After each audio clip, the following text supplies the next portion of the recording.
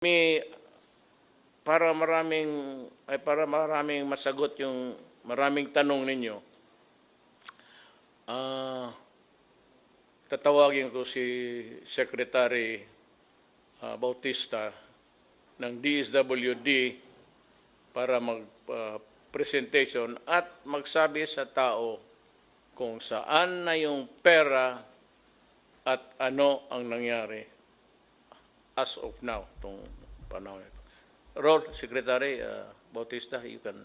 Fellow Cabinet Secretaries, maayong hapon. Sa mga nanonood ngayon, magandang hapon din sa inyo lahat. Unang-una, nais ko lang ipahatid sa inyo na nung dumating ang 100 billion sa initial tranche para sa cash annihilation program, ay in a matter of 3 to 5 days, ay naibaba namin kagad ang kaakulang ayuda para sa ating mga 4-piece members. Hindi po tayo masyadong nagkaroon ng problema na to dahil we have a credible list being kept by the DSWD, and from time to time, itong mga beneficiaryo na to ay nakakandak ng cash assistance every month. So hindi po tayo nagkaroon ng problema nito. Kasunod din po noon ay nag-payout din po tayo sa mga transport group beneficiaries. Nakuha lang po natin to ng 2 at saka 3 araw. So, ibig sabihin po nito, in a matter of from April 3 hanggang April 7, na-cover po natin ang pagbabayad sa mga 4-piece beneficiaries, other transport groups.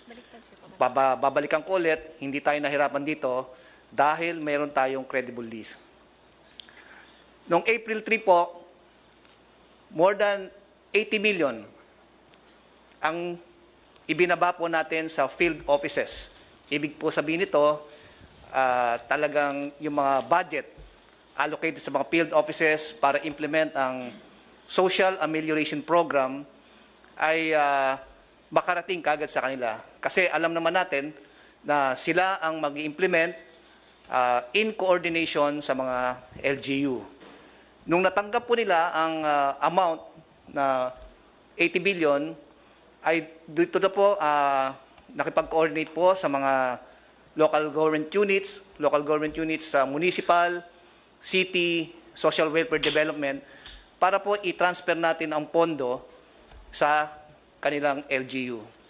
Ang naging konsepto po nito ay sa tulungan ng AFP, PNP, DSWD personnel, other monitoring groups ay tutulong para sa implementasyon ng social amelioration program.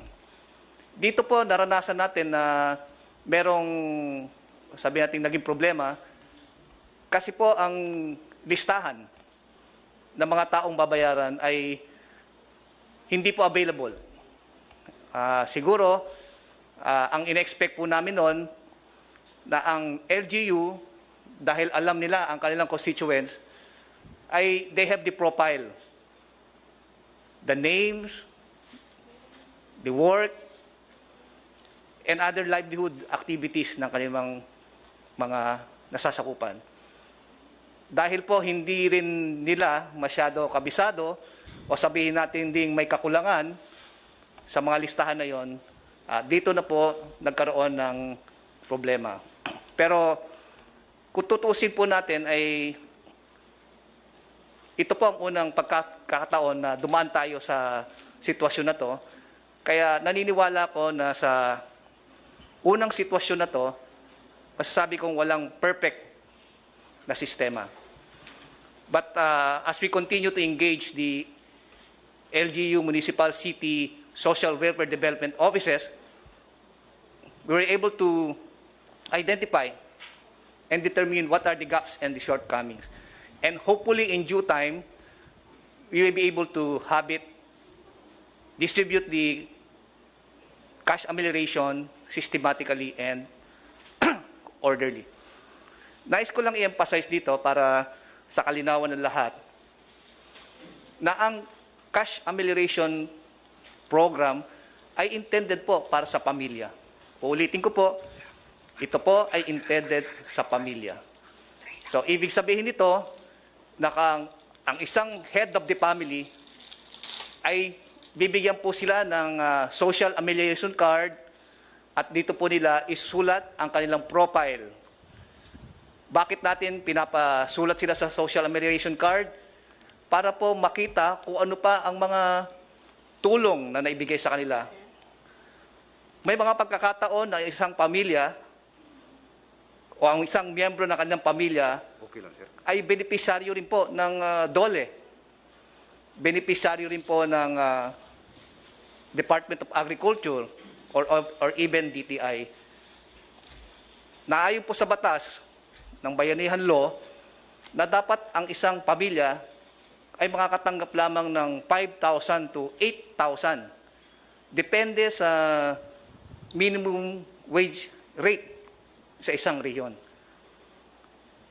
Ang magiging problema po natin to, kapag hindi po na-validate ang isang pamilya, magkakaroon po ng duplikasyon ng mga benepisyong ibibigay sa kanya. Ano pong magiging epekto nito? Mababawasan po ang mga benepisyaryo dahil ang isang pamilya na nakakatanggap ng, sabihin natin, kung hindi nabantayan, makakatanggap ng 1, 2 o 3 ayuda sa mga iba't ibang ahensya.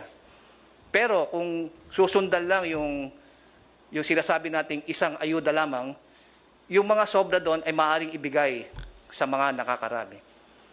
Kaya ayun ang ina-emphasize namin talaga na dapat sa pamilya. Yung mga other documentary requirements, mga basic documentary requirements na kasunduan ng LGU, Municipal, City, Social Welfare Development Offices, ay kailangan po yan dahil sa transparency and accountability. Alam naman po natin na may mga pagkakataon na may mawawalang pera o hindi mabibilang ang pera, kaya kailangan po na merong taong mananagot, taong sasagot kung sakaling hanapin ang mga pagkukulang na pera. Pero ito ang ina-encourage ko sa ating mga kapatid na dapat we should be a vanguard in the distribution of the Social Amelioration Program. Dapat lumakas ang ating boses dahil alam naman natin na ang Social Amelioration Program ay people's money, no? Coming from the people's tax. At hindi dapat po ito masayang o magamit lamang ng mga taong iniisip ang kanilang sariling interes. Ang akin lang pong advice sa ating lahat na this is not the time for blame game. Dapat the more that we should help one another in any form we can. Katulad ng ating sinasabi ng ating presidente na this is an opportunity for us to show to our people that we are worth a public servant and only looking after the welfare of our brothers and sisters.